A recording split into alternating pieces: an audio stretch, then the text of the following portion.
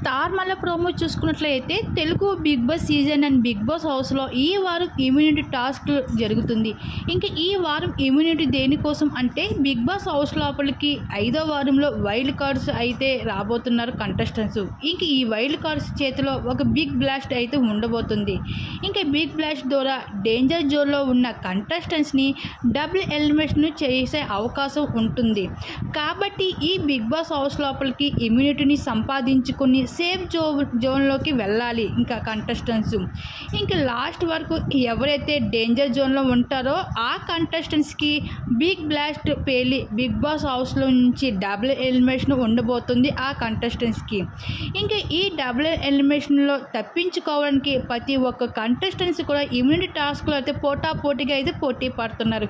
అయితే ఇప్పటి వరకు అయితే ఈ ఇమ్యూనిటీ టాస్క్లో అయితే భరణి గారు, అలాగే రాము రాథోడ్, కళ్యాణ్ పడాల్, అలాగే ఇమానియాలు, ఇంకా దివ్య వీళ్ళందరూ కూడా సేవ్ అవ్వడం జరిగింది. ఇంకా మిగతా కంటెస్టెంట్స్ అయితే ఈ టాస్క్లో అయితే పోటీ పడుతున్నారు.